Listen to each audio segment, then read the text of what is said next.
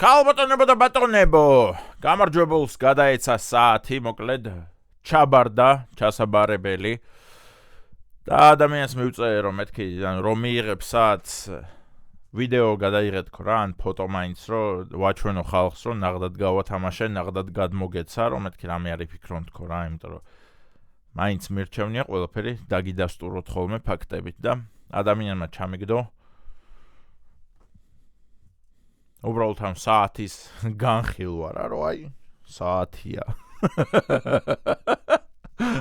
არა და რომ ვუთხარი რომ მეთქი ვიდეო ჩამიგდეთქო, ამაში ვგულისხმობდი რომ მეთქი რაღაც ცოტა ცრემლები, ცოტა ტირილი, ცოტა მადლობები დამანახე, რომ აი მთელი ცხოვრება გაჭირვებით ცხოვრობდი და მიშამ საათი გამითამაშა და აი მოვიგე და აი ხა ჩემი ცხოვრება წინ წავა და ჩემი შვილები ბედნიერები იქნებიან, მაგრამ ამის ნაცვლად მომევიდა პროსტა საათის ფოტოები. ამ საათის ფოტოები რომ დომოდა მე თვითონ ვერ გადაუღებდი, სანამ აქ მქონდა, მაგრამ ნუ მოკლედ ეგრეა რა.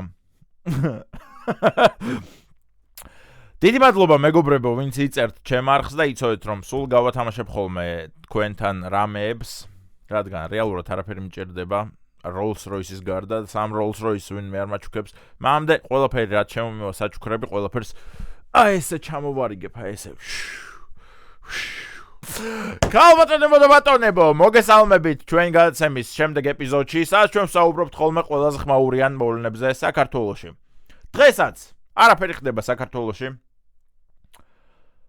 ასე რომ ვისაუბრებთ ისევ გლობალურ ამბებზე, რაც გვახლავს ამერიკაში მომხდარი მკვლელობა, რომელზეც ყველა საუბრობს და განიხილავენ რომ შეიძლება შემდეგი ლოკალური პროტესტების საბაბი გახდეს ამერიკაში. მოკლედ, ფედერალურმა აგენტმა მოკლა ერთ ქალბატონი.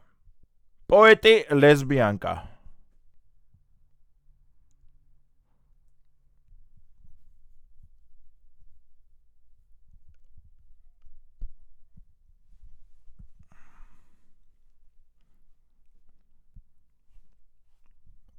არა, არ ხუმრობ. ეხა თუ ვინმე გაიცინეთ, იცოდეთ რომ თქვენ ხართ ჰომოფობები და პოეტოფობები. თუ ვინმეს გაგეცინათ, რადგან ქალბატონი პოეტი ლესბიანკა მოკლა ფედერალურმა აგენტმა.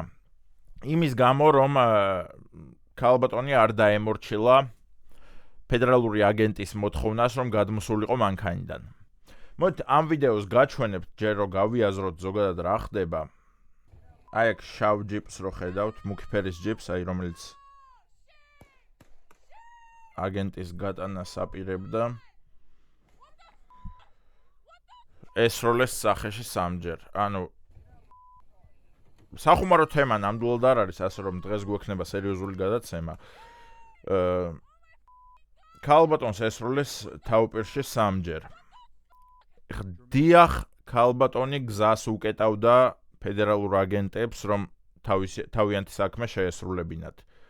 დიახ, ესე გადმოვიდნენ მანქანიდან და რასიზამ, დიდო ბიჭო, რასიზამ, რა დამაკავებ, დამიჭერ, რასიზამ, ვერაფერს ვერ იზამ შენ ვერაფერს მიზამ. დიახ, ამას აკეთებდნენ. დიახ, ხელს უშლიდნენ მათ მუშაობას კრიმინალების დაკავებაში. დიახ, არ ემორჩილებოდნენ კანონებს, დიახ, არ ემორჩილებოდნენ მოთხოვნებს, მაგრამ სამჯერ თავპირში სროლას ვეთანხმებით? არა. ჩვენ გადაცემა ეთანხმება მხოლოდ ერთხელ თავპირში სროლას. სამჯერ ნამდვილად ზედმეტი იყო. კარგით, განვიხილოთ მოკლედ თავიდან ბოლომდე რა ხდება ზოგადად. და საქმე სადამ ამამდე მივა ამ ამბამდე. მანამდე უნდა განვიხილოთ მეგობრებო, ერთი ჟურნალისტი, ერთი ახალგაზრდა დამოუკიდებელი ჟურნალისტი, სხვა შორის დამოუკიდებელი ჟურნალისტი, ვინც საქართველოში ხუმრობად ჟღერს, მაგრამ ამერიკაში არ ჟღერს ხუმრობად. რადგან იუთუბერი ბიჭია ეს, პატარა 23 წლის ახალგაზრდა ნიკ შერლი, რომელმაც მინესოტას შტატში, მინეაპოლისის ქალაქში თავისი ნებით, თავისი შესაძლებლობებით ჩაატარა გამოძიება. ერთი კამერა აიღო და წავიდა გამოსაძიებლად ამერიკის ისტორიაში ყველაზე დიდი თაღლითური სქემის. ნიკ შერლის მიმართა ერთმა პირმა, რომ მოკლედ ოფისში უმუშაობ რა და ოფისიდან რომ ვიხედები ხოლმე ფანჯრიდან ძალიან ბევრი daycare ცენტრებია გახსნილიო რა. daycare ცენტრი რას ნიშნავს? რომ ანუ საბავშვო ბაღამდე ასაკის ადამიანები საბავშვო ბაღამდე ასაკის ბავშვები ვისაც ყავს იმათთვის მომვლელების ცენტრი რა, მოკლედ ანუ მაგალითად მარტოხელა დედა ხარ, ან თუნდაც ცოლ-ქმარი ხართ, მაგრამ ორივე მუშაობთ ხო და გასასვლელები ხართ სახლიდან დილის 9-ზე და ბავშვს ვერავის უტოვებთ. მიიყვანთ ამ შუადღის აღმზრდელობის ცენტრში, დაუტოვებთ ბავშვს და საღამოს მოდიხართ და თავარი ისაა, რომ ბავშვი ხო ცოცხალია, კი, ცოცხალია, მიმყავს რა. ანუ ეგ არაფერი ის არ არის. აქ რომ იქ აღუზრდით და ესპანურს ვასწავლით და გერმანულს და ჩინურს ვასწავლით და ანუ ესეთი არაფერია. ეს არის ყველაზე ღარიბი ხალხისთვის, ვისაც დღე და ღამე შრომა უწევს და ბავშვის დამტოვებელი არავინ ყავს რა, რომ მიიყვანოთ ამ ცენტრებში, დატოვოთ და მიხვალთ. ვა, კიდე ცოცხალია? წამო მაშინ სახლში. და თუ მოკლეს, ეგეც პრეტენზია არ უნდა გქონდეს რა, იმიტომ რომ აქ მიყავს რა, იმდენად ისეთი დაწესებულებებია რა, მაგრამ საქმე რაშია მოკლედ. არა, მართლა ეგრეა ეს ცენტრები. რომ 0-დან 4 წლამდე ბავშვებს უვლიან და ეხლა 0-დან 4 წლამდე ბავშვს ვინ რა უნდა ასწავლოს, ან ვის უნდა გქონდეს სურვილი, რომ აი მე მინდა 2 წლის ბავშვს, სხვის ბავშვს რაღაც ვასწავლო. არა, ხო, პროსტა ცოცხალი ამყოფეთ. თელი თქვენი საქმე ესა. მოკლედ დაამუღამა ერთ-ერთმა ადამიანმა, რომ ძალიან ბევრი ესეთ ცენტრი იხსნებოდა მის უბანში რა. მიმართა ამ დამოუკიდებელ ჟურნალისტ ბიჭს 23 წლის ნიკ შერლის, რომ ბიჭო, მე მგონიო რაღაც ხდებაო რა, იმიტომ რომ ამდენი ბავშვიო შანსი არ არსებობსო, რომ ამ უბანში იყოსო რა, იმიტომ რომ აი ფანჯრიდან ვიხედებიო და 4 ცალი არისო გახსნილიო ეს ბავშვების მოსავლელი ცენტრიო და მე მგონიო რაღაც ხდებაო რა და მიდიო ძმურად შეამოწმეო. ნიკ შერლი დაირაზმა, მოკლედ აიღო ერთი კამერა არა, მეტი არაფერი აუღია. სულ ერთი კამერა აიღო, მოკლედ და წავიდა. აკაკუნა ყველა კარებზე, ყველას კარები დაუმტრია იმენა, რომ თქვენ ვაკო რასაკეთებთო, ჩემი ბავშვი შემოყვანა მინდაო რა და აი, აბა მიიღებთო. არაო, ყველამ. და დაამუღამა რა, ერთმა რომ უარი უთხრა, მეორემ რომ უარი უთხრა, მესამემ უარი უთხრა. ეს კულტურულად მიდიოდა, განა რაღაცა აგრესიულად და რამე, უბრალოდ კულტურულად მიდიოდა, რომ აი ბავშვი მყავს პატარა და მიიღებთ ამ ცენტრში და ყველამ არა. No. ანუ ინგლისურიც არიციან ტიპებმა, სომალელების ბანდა აკეთებს ამ ყველაფერს რა, მაგას აგიხსნით მე. და ყველგან მუშაობენ სომალელები, რომლებიც ყველა ეუბნებიან, რომ no, full, no kid. არა ბავშვი, არა. Full, სავსე. და ბიჭო, ამას დაამუღამა, რომ სტოპ, რაღაც ხდება რა. და შემოიარა მთელი შტატი და 9 მილიარდის სახელმწიფო ქონების გაფლანგვის საქმე გახსნა ერთმა 23 წლის ჟურნალისტმა. ანუ რამდენად გმირია ეს ტიპი, ხო? და რამდენად მაგარი კაცია. თლად ეხა მზია ამაღლობელივით გმირი არ არის, რომელსაც 70 პრემია გადავეცით და ამ შემდეგ, მაგრამ პატრულისთვის ხელის გარტყმისთვის, მაგრამ ესეც გმირი ბიჭია. აი მზია და შემდეგ ეს ბიჭი რა, მზიამ პატრულს ხელი გაარტყა, ამ ბიჭმა ამერიკის ისტორიაში ყველაზე დიდი კორუფციული სქემა გახსნა. დაბალ დონეზეა მოკლედ. ხო და ეს ბიჭი მე ტრამპსაც ესაუბრა, ყველას ესაუბრა, ილონ მასკს, ვიცე-პრეზიდენტს და ამ შემდეგ და ამის შემდეგ ამ შტატში შეიყვანეს ძალიან ბევრი ანტი-საემიგრაციო სამსახურის წარმომადგენელი ფედერალური აგენტი. ანუ ადამიანები, რომლებიც რეალურად აი ქუჩაში გაჩერებენ და გეკითხებიან, რომ რა უბნელი ხარ, ბრატ? შენ ეტყვი, რომ მინესოტელი. მინესოტელი საიდან? რომელი მინესოტელი? ძმა მინესოტა დიდია, ჩემი დედაშევი. მინესოტაში ვის იცნობ? და თუ ვერ გაეცი პასუხი, ბრახ კიდებენ ხელს, ეგრევე მანქანაში მიგათრევენ, გადაგამოწმებენ ლეგალური ხარ თუ არალეგალური ხარ და თუ არალეგალური ხარ, ეგრევე ნახვი საზღვრიდან რა.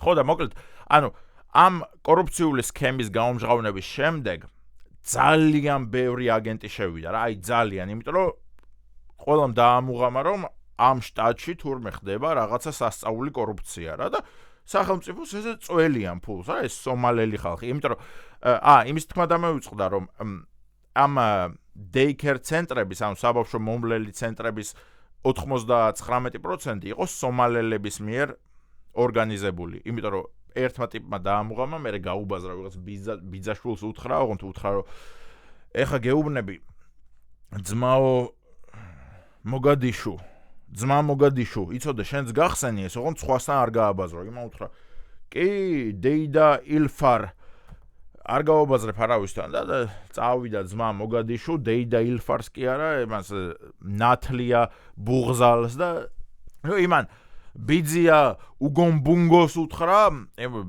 ბიძია უგომბუნგომ უთხრა ვიღაცა ჯუმბო ჯამბოს და იმასაც უთხრა რომ ჯუმბო ჯამბო, იცოდე არ გააბაზრო ეს ჩვენი ბაზარია რა, ბიძია ჯუმბო ჯამბო მიასნია, მე ვისთან უნდა გააბაზრო, ხო იციო, სამარევარო, წავიდა მერე ბიძია ჯუმბო ჯამბო, უთხრა ვიღაცა ჩუნგა ჩანგამ იმას უთხრა და მოკლედ 9 მილიარდი აი გამოწველეს იმენა ამერიკას რა და მაგის გამო შევარდა ეს ფედერალური აგენტების დაჯგუფება ძალიან ბევრი რა, რომელსაც ქვია ICE, შეიძლება ვახსენოთ ხოლმე, ნუ ICE შემოკლებით რაღაცა ICE რას ნიშნავს? თქვენ გადაწყვეტეთ. ჩვენ აქ დოკუმენტალური ჟურნალისტიკა არ გვაქვს, მეგობრებო, ჩვენ აქ გვაქვს გასართობი გადაცემა, ასე რომ კიდია. ნუ ამახსნევი. რას უნდა ნიშნავს ეს, რავი მე. ICE emigrants. Ai? Ega, მაგას ნიშნავს. ICE emigrants. And I deport them. მაგას ნიშნავს. მოკლედ, ძალიან ბევრი ადამიანი განალაგეს რა და ანუ მიდის, აი 2 კვირა უკვე როგორი დაჭერა იცით ემიგრანტების და აი გასახლება ეგრევე. ნახვი სომალიში. სადაური მინესოტელი ხარ, ბიჭო, იქაური და ნახალოვკელი მინესოტელი, ნახვი სომალიში ეგრევე. და მოკლედ ესე ისვრიან რა და რა თქმა უნდა, ეხა თეთრკანიანი ქალბატონები ამის წინააღმდეგები არიან, ლიბერალები, რომლებიც, რომლებიც ნანობენ იმას, რომ ტრანსებად არ დაიბადნენ, აი მაგათი ერთადერთი სინანული ან რო კითხვა აი ცხოვრებაში რას ნანოფო, იმას რომ ტრანსად არ დავიბადე. ძალიან ნანობ რომ თეთრკანიანი ვარ და ჩვეულებრივი ადამიანი ჯამრთელი ვარ. მინდა რომ შავკანიანი ტრანსი უფეხებო ინვალიდი ვიყო. ეს არის ჩემი ერთადერთი თხოვნა ღმერთის მიმართ, რომელსაც არ მწამს, რა თქმა უნდა. აი ესეთი ხალხია რა, თეთრკანიანი ლიბერალი ქალები და მოკლედ ერთ-ერთმა თეთრკანიანმა ლიბერალმა ქალმა გადაწყვიტა რომ გზა გადაეკეტა ამ ფედერალური აგენტებისთვის, რომლებიც დარბიან რა უბნებში და ეგრევე ასახლებენ ამ არალეგალ სომალელებს და ვიღაცებს და გადაუკეტა გზა. ამის შემდეგ რაც მოხდა კი გაჩვენეთ და კიდევ გავიმეოროთ.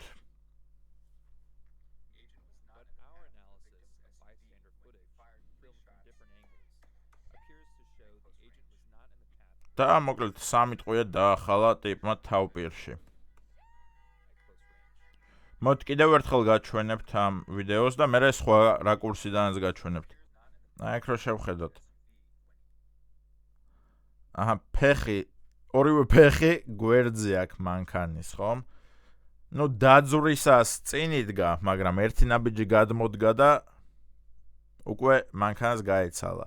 ანუ იმსახურებდა ეს ჩვენი ლესბიანკა პოეტი სამტყუის სახეში დახლას? არა. დაგახლიან ამერიკაში? რასიზმ ცხოვრება ეგეთია. რადგან ეს ამერიკაა. America! Fuck yeah! Coming again to save the motherfucking day, yeah! America! Fuck yeah! Კაი, შემდეგი რაკურსი დავვნახოთ.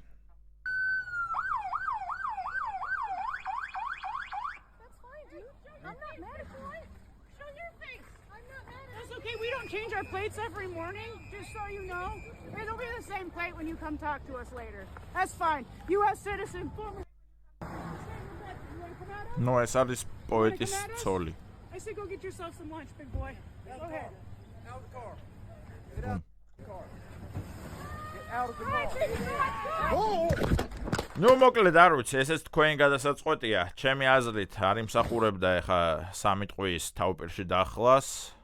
უბრალოდ იმსახურებდა დაჭერას, ან ხო, ნუ დაჭერას რა, რომ შეეწინააღმდეგა ფედერალურ აგენტებს, მაგრამ ეს ფედერალური აგენტებიც ვინ გონიათ ხალხო, თქვენ ხო არ გონიათ რომ მართლა ისინი არიან გადამზადებული და 10 წელი მომზადებული ხალხი და ეს სამსახური არც არსებობდა მე მგონი 1 წლის წინ.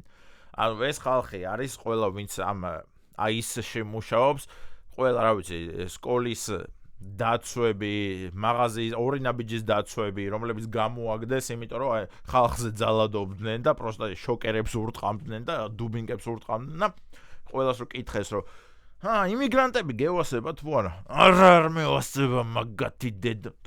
აყვანილი ხარ სამსახურში. ასე რომ ჩვენ რა უნდა ვქნათ? ჩვენ ფეხებზე უნდა დავიკიდოთ. არა, ჩვენ ფეხებზე არ უნდა დავიკიდოთ, კაცო, ჩვენ უნდა დაუჭიროთ მხარი რესპუბლიკელებს, იმიტომ რომ ლიბერალები ძალიან ბოროტი ადამიანები არიან, რომლებიც ყოველთვის ცდილობენ რომ სიტყვები შეზღუდონ, სიტყვის თავისუფლება შეზღუდონ, ცდილობენ რომ ანუ სამსახურში არ აგიყვანონ თუ თეთრკანიანი straight, ანუ ჰეტეროსექსუალი მამაკაცი ხარ და ყოველთვის ანჭებენ უპირატესობას აი ამ ლესბიანკობას და იმას ტრანსობას და ამ შემდეგ და ბავშვებს აგევებენ, მოკლედ ლიბერალები რო იცოდეთ. ეგეც მოვა საქართველოში ოღონდ 1.40-50 წელს, აი იაგო ხვიჩიას რო ავზრდა. კაი. მე მგონი ყველაფერი აღუწერე, ყველაფერში გაერკვიეთ, ვინც საერთოდ არაფერს აზზე იყავით ამერიკაში რა ხდება ახლა. და ყოველთვის ეგრე ხდება ხოლმე რა, ლიბერალები ყოველთვის არიან მოძალადეები, ყოველთვის გიკრძალავენ ყველაფერს, არა და ყოველთვის გააპარებენ, რომ ჩვენ ყველასთვის თანასწორობა გვინდა. ყველასთვის არ უნდათ თანასწორობა. თეთრკანიანი მამაკაცებისთვის ნამდვილად არ უნდათ თანასწორობა. მაგათ უნდათ თანასწორობა ტრანსი თუ ხარ, გეი თუ ხარ, ლესბიანკა თუ ხარ და სომალელი ემიგრანტი თუ ხარ. ანუ თეთრკანიან ქალს რა ჯანდაბა უნდოდა, რომ ფედერალურ აგენტებს უღობავდა გზას სომალელების დასაჭერად. არალეგალი სომალელების დასაჭერად. ანუ შედედა ნატირებო, ხალხი ჩამოდის, შენ ქვეყანას ფულს პარავს, აქ პოლიციელი მიდის, რომ ის დაიჭიროს და შენ გზას უკეტავ. რომ არ დაიჭიროთ, ისიც ხომ ადამიანია, ის გვიყვარს ჩვენ. იდი ნახვი. ბუმ ბუმ ბუმ! სამი ტყვია თავპირში.